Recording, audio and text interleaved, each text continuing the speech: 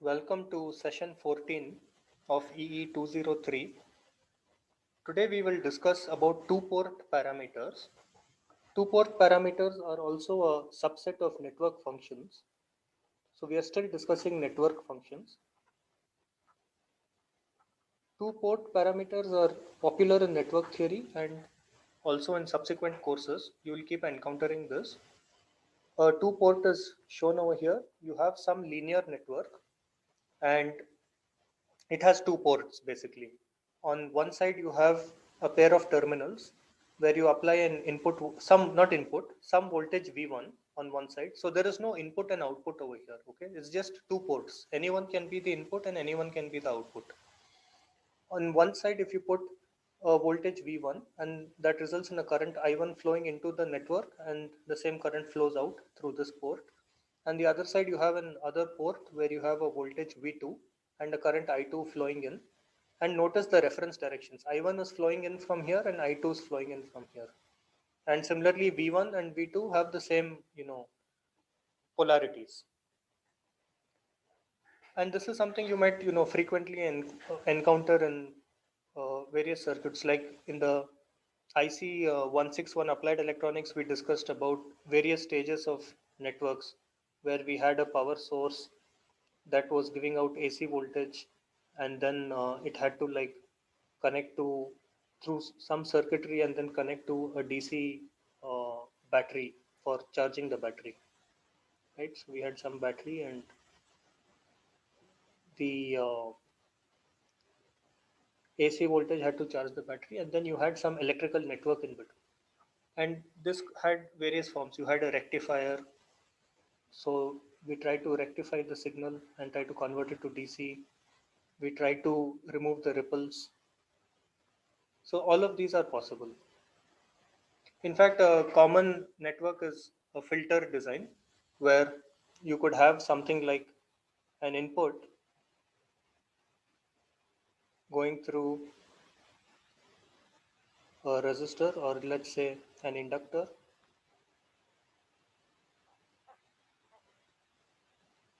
down to a resistor, and let's say there is a capacitor, right? So if I have some input voltage V1 resulting in some current I1 flowing into the circuit, and V1 is some AC signal. If supposing there were no capacitor over here, so let's say I erase the capacitor and this is the circuit, and if my second port is over here, I have voltage V2. What will be the value of V2 over V1? Since my input is an AC signal, there is some inductor of value L, some resistance of value R. We are quite familiar with the Laplace transforms. So I'll use the transform impedance and I can tell you that V2 over V1 in this case is R over R plus SL, right? So this is a network function or a transfer function. And this is a two-port system.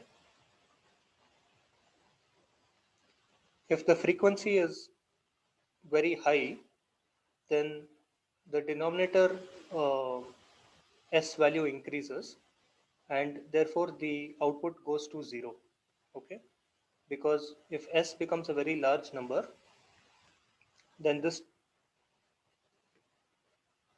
term dominates SL, and therefore this term tends to 0 as S tends to infinity.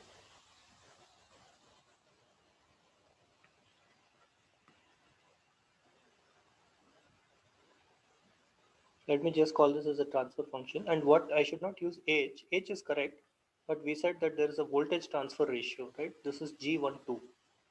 So G12 tends to 0, and limit as S tends to 0, G12 tends to what? 1. And that makes sense.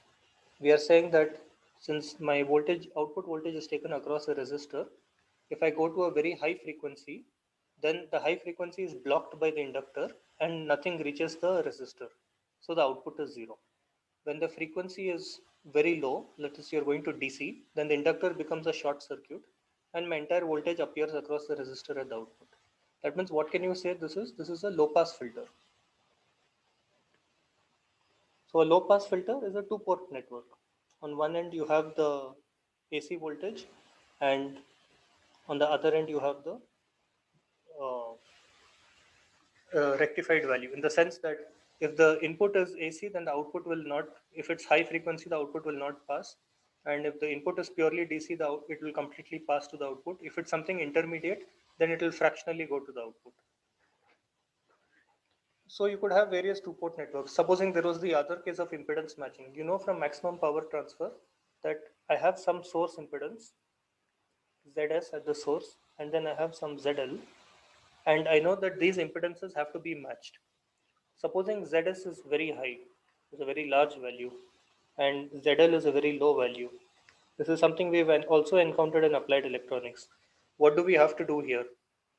Well, in this case, we basically have to use a two-port network, which is a buffer, right? We call this as the emitter follower, for example, with the BJT. So you had a BJT and you had the emitter, and the output was taken at the emitter, the input was at the base, and then there was the collector, which is the common terminal, right? So this is a common collector amplifier. This is buffer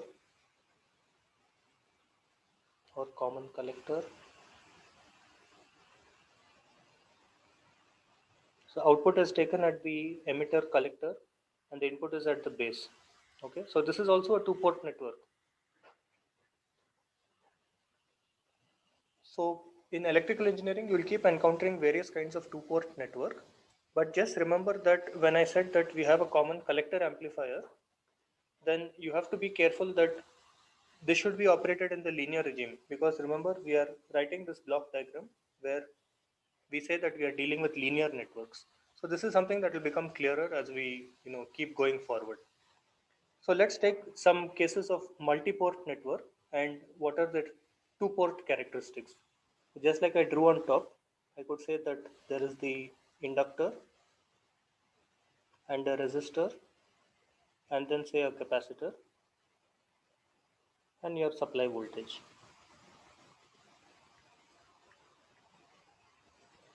I can take the output either across the inductor. So let me call this as the voltage is being applied at port 1, 1 prime. I'm taking the output at 2, 2 prime or at 3, 3 prime or 4, 4 prime. Okay. Now, obviously 4 prime and 1 prime are connected internally. Same with 3 prime and 4. But just for the sake of argument, let's represent them separately. So if I want to find out the ratio of voltages, this is L, this is R and C. So I want to find out what is VL, VR and VC. So three cases. So case 1 with 2, 2 prime, I say that VL over VS is equal to SL over SL plus R plus 1 over SC, right? And what does that work out to be? It is S square L divided by S square LC plus SR over L plus 1 over LC. If I take the L's out, this LL will cancel. So this should be the reformatted way of writing it. Okay.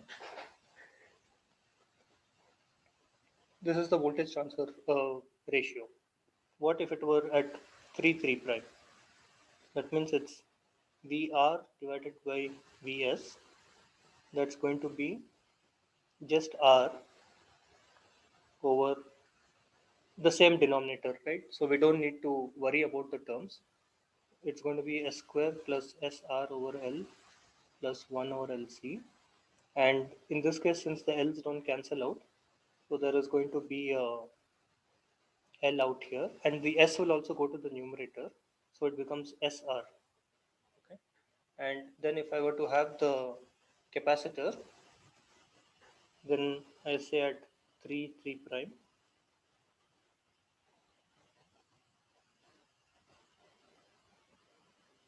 I would have Vc over Vs is 1 over Sc. So the 1 over S comes down, and that becomes 1 over Lc into S square plus SR over L plus 1 over Lc. Okay. So for the same network, now this is a 4-port network, right? So at the input port at 1 prime, I have put some signal voltage, some AC signal voltage. At 2 prime, I have put an inductor, and I'm measuring the voltage across the inductor. At 3 prime, it's a resistor, and 4 prime is a capacitor. Basically, this is a series RLC circuit, and I'm just measuring the voltages at the independent ports, or across each element. So at 2 prime, how is it behaving as when we are looking at the limits, right? So when S tends to infinity,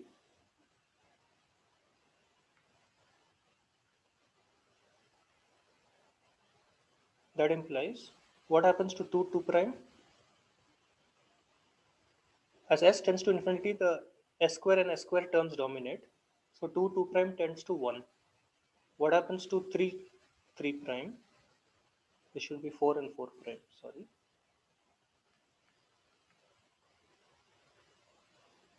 3 prime tends to what? S divided by S square, so it tends to 0. And what about the 4 prime? So 4 prime also tends to 0. What about as S tends to 0? Let's write it up here. Then what happens? 2 prime tends to what? Since the denominator S square and S vanish, so I'm only left with S square in the numerator, which tends to 0. So 2 prime tends to 0. 3 prime has S in the numerator. This is what I'm looking at. And since the denominator terms vanish, I'm still left with 1 over LC. So the numerator term is SR, so that also tends to 0. And finally, what will happen for the case of the 4 prime? Since there's nothing in the numerator is 1, and the denominator terms vanish, the S tends to 0. So 1 over LC and LC will cancel out, and you just get 1.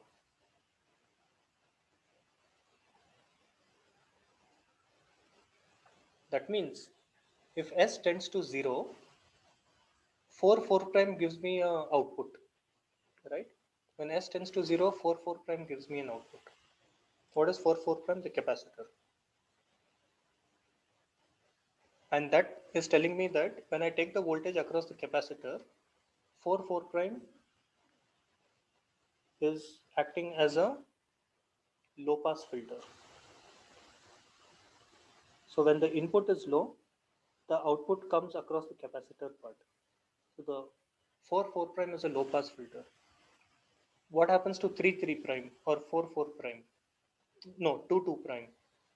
So 2 prime is acting as a high pass filter when S tends to infinity.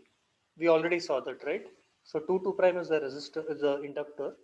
So it's behaving as a high pass filter.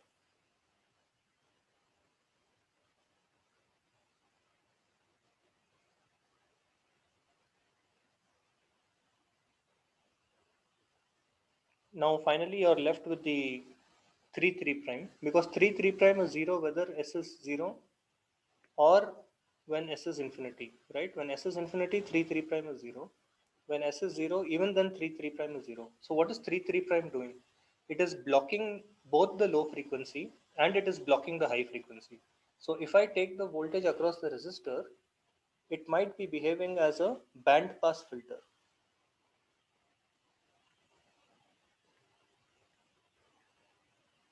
right? So using one RLC, If you just take the outputs at the different elements, you're getting different filters, high pass filter. You understand what the filter is, right? We are saying that there is an input signal. Normally we plot the magnitude. So I'm plotting the magnitude V out versus Vn. This is a linear network with passive elements, right? Since all the elements are passive, what is the maximum value of this? It's going to be 1 because the output can never exceed the input. And what I'm doing is I'm plotting the output as a function of the input against the input as a function of the input frequency. S is equal to sigma plus j omega, right? So if we just assume that, let's take the sigma as tends to 0. So we're just considering the frequency term.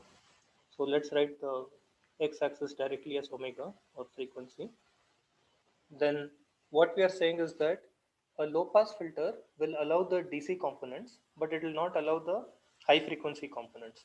So 2 prime will have the will look something like this, right? It allows all the low pass components, but not the high pass components.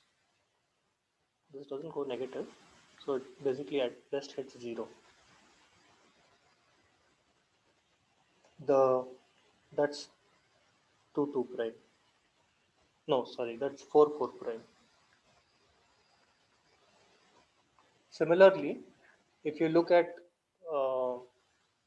2 prime, then that's a high pass filter. That means it does not allow the low frequency components, but it allows the high frequency components. So as the frequency increases, it finally hits 1. These are just approximate hand drawings, okay? It does not mean anything. The actual frequency value on the x-axis, those all depend on the values of the inductance, resistance, and capacitance. So this is just a conceptual plot that we are saying that the output voltage at best can hit the input voltage, which is so V out by Vn will be equal to 1. And then what we are saying is, if it's a low pass filter, it allows the low frequencies, but not the high frequencies. The high pass filter allows the high frequencies. And the final cases of the resistor, which is unique because it does not allow either the low or the high frequencies. And that's what we would call as a band pass filter.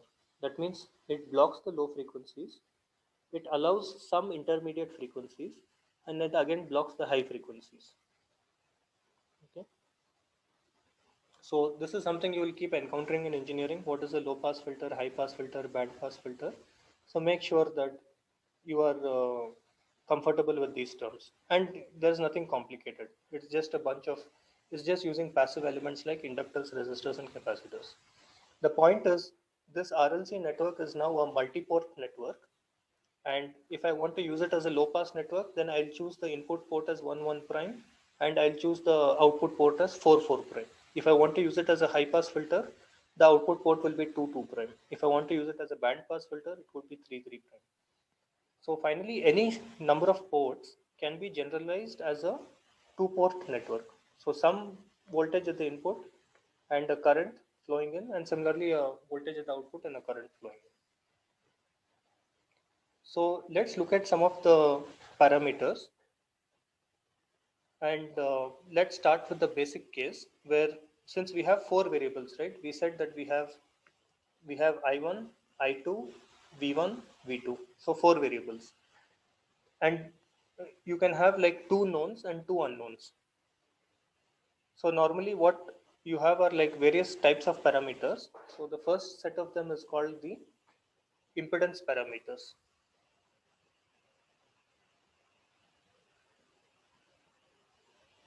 And impedance is represented by the symbol Z. So these are called Z parameters.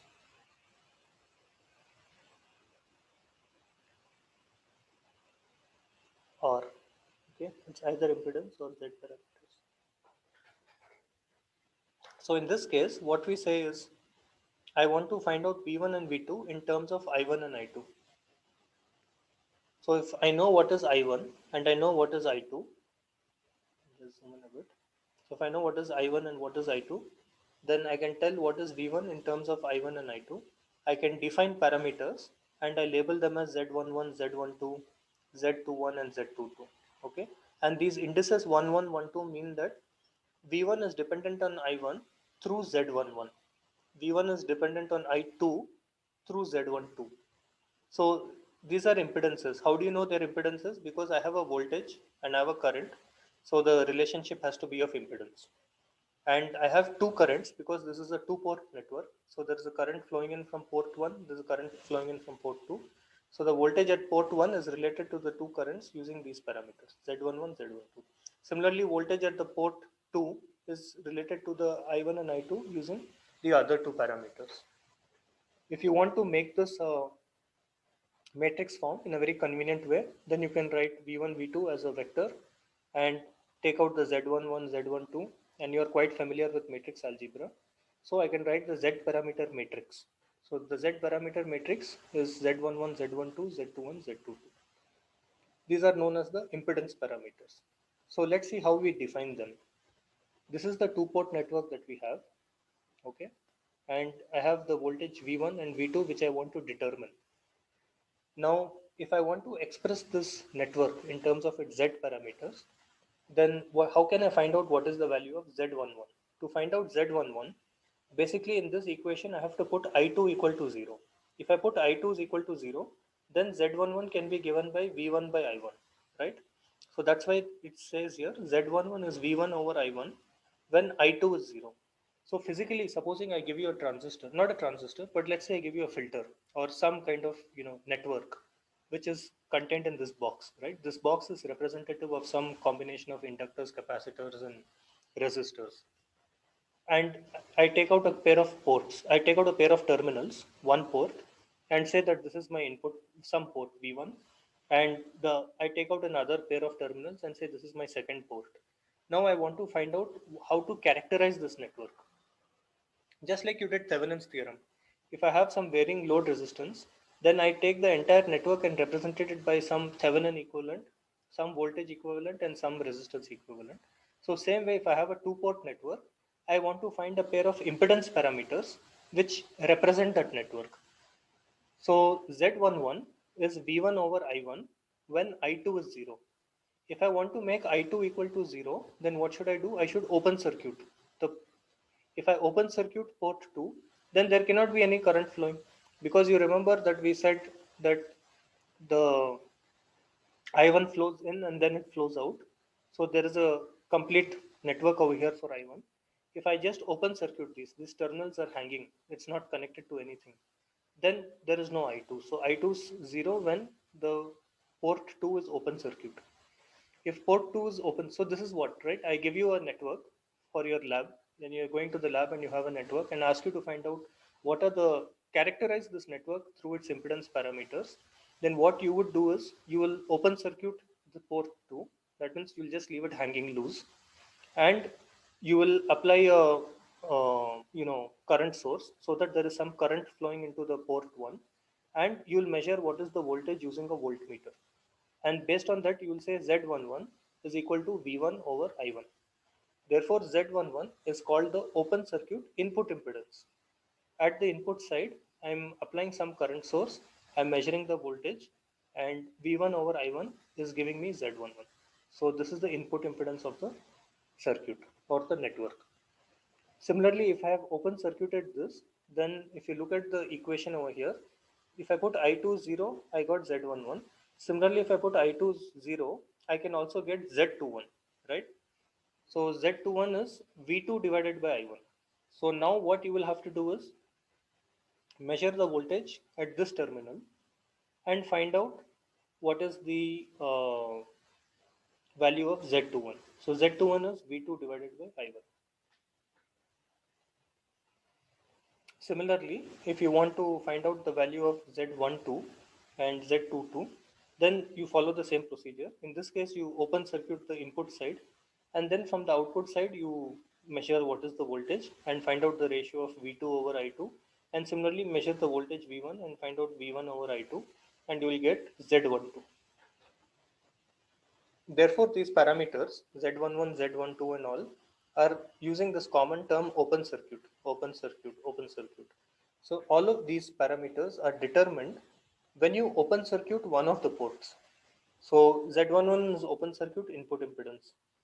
Z12 is open circuit transfer impedance from port 1 to port 2, because what you are determining with Z12 is that if I have current I2, what is the voltage V1? So that is Z12 is called the transfer impedance. Remember that this is not transform impedance. For example, when I write that the impedance of L in the Laplace domain is S times L, this is called the transform impedance because we are using a Laplace transform.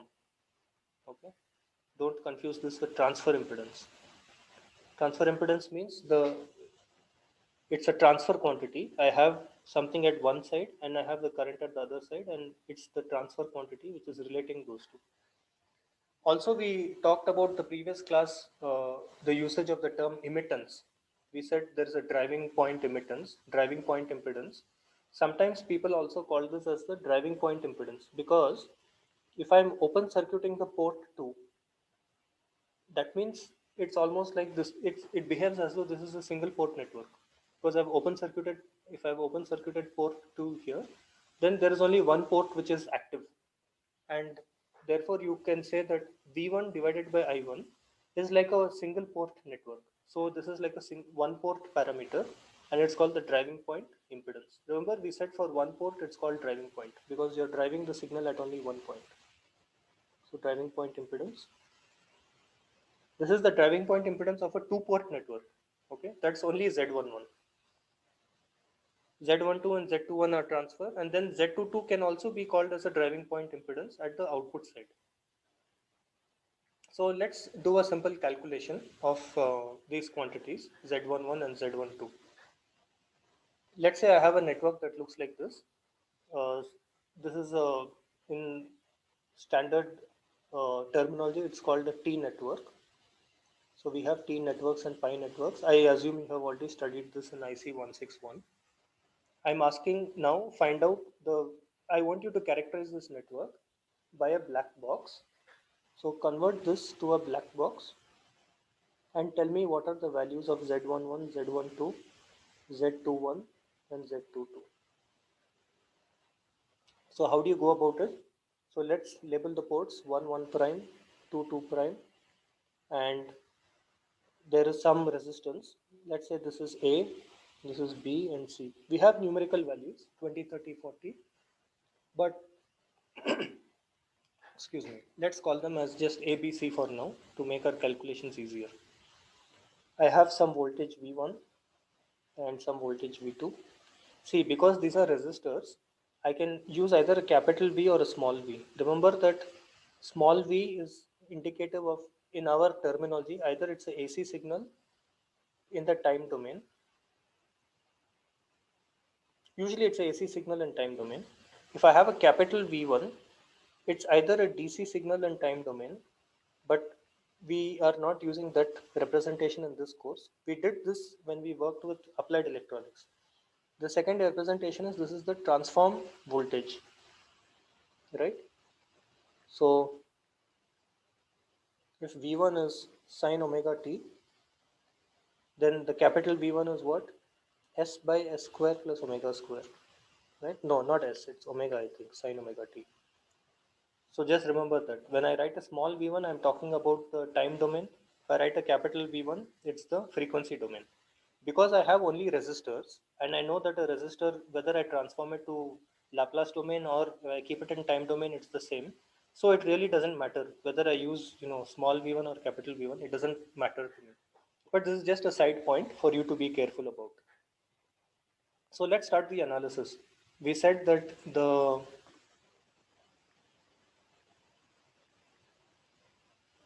two port parameters can be obtained by open circuiting some of the ports. So if I've open circuited V2, the port 2, then what am I going to get? I said that the equation is V1 is Z11 I1 plus Z12 I2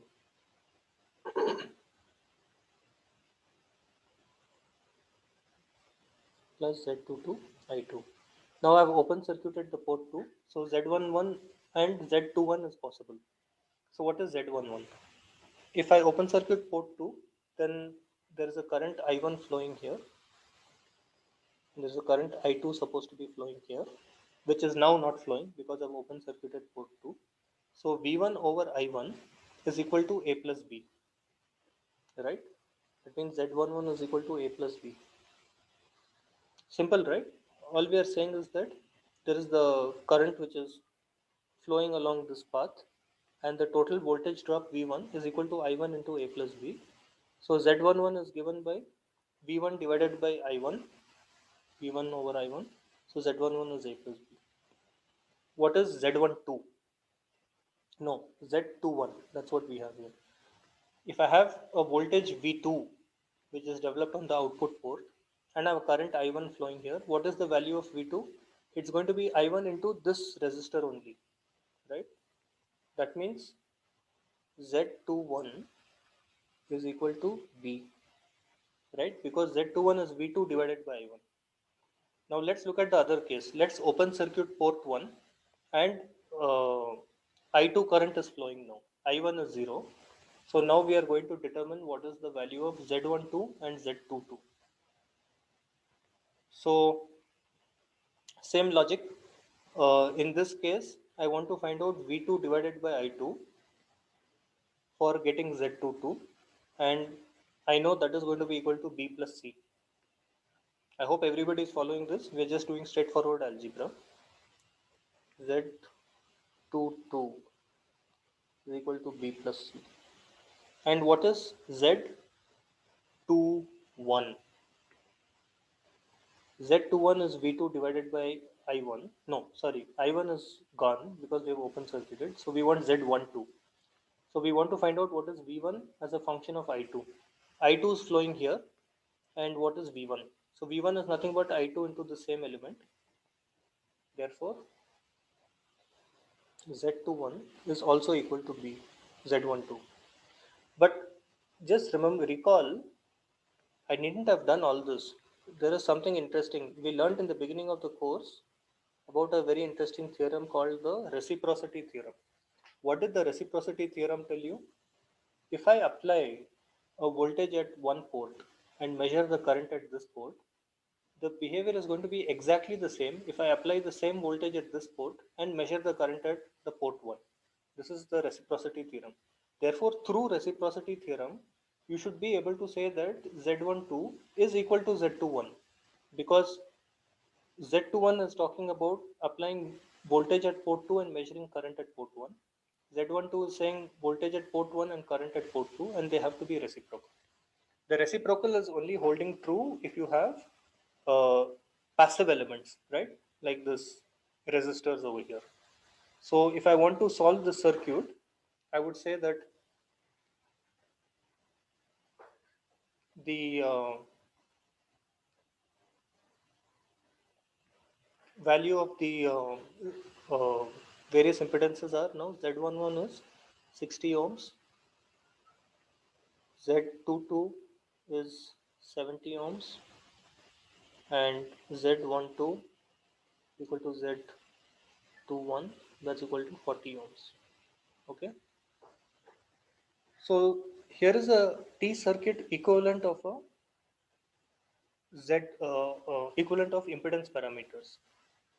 So when you have a T network, you can say that the standard figure that we saw, let me make this a little smaller. So the same figure up here is a T network. We saw 20 ohms, 30 ohms, and 40 ohms. The same thing can be written automatically as Z11 minus Z12, Z22 minus Z12, and Z12. And that's what we found out, right? See, we calculated that Z12 or Z21 is equal to the element B. So that's Z12. We said that Z11 is A plus B. A plus B is Z11. That means this element is equal to Z11 minus Z12 because Z11 is the sum of these two. And the sum of these two is what? Z1 minus Z12 and plus Z12 cancel. So just see, it's a clever representation. So the element on top is Z11 minus Z12. The element in the middle is just Z12. And this side is Z22 minus Z12. So if I add up these two, then I will get Z22 because we said Z22 is B plus C, right? B plus C. So it's just a convenient representation that whenever you see a network hereafter in future, if you see a network which looks like a T network, I don't have to put a resistor. Let's say I put a resistor and then I put an inductor and say I put a capacitor. Then I would have some transform impedances SL and 1 over SC. And if I have to find out what are the two port networks, then I can directly know that Z12 is equal to 1 over SC and Z11 is going to be 1 over, sorry, R is going to be Z11 minus Z12 is 1 over SC. That implies Z11 is R plus 1 over SC, right? Which we already said. We said that Z11 is equal to A plus B. So, whichever form is easier for you to remember. So Z11 is always going to be the sum of these two. Z22 is the sum of these two. And Z12 and Z21 are going to be the intermediate case. The same thing can be also represented as a current dependent voltage source. So if I have a voltage V1 and a voltage V2 and I have the impedances Z11 and Z12, then I can say that V1 is equal to Z11 I1. That's the equation, right? Z11 I1 plus Z12 I2. So I have some current I2 here and I know what is the value Z1. If I know what is the value Z12, then I can represent this network by multiplying Z12 I2 and calling that as a dependent voltage source. It's a voltage source that depends on I2. So V1 is Z11 I1 plus Z12 I2. V2 is equal to Z21 I1 plus Z22 I2. So let's stop here. This is just a quick introduction to two-port network parameters, and this is called the impedance or Z parameters. We will soon talk about various other parameters. For example, I cannot use these impedance parameters for a transistor because that will cause a problem. The transistor is an active device. It's not a passive device. It's not just resistor, inductor, and capacitor. So we'll talk about how we can use different sets of two-port networks to represent different situations. So let's stop here and then we'll take up in the next session.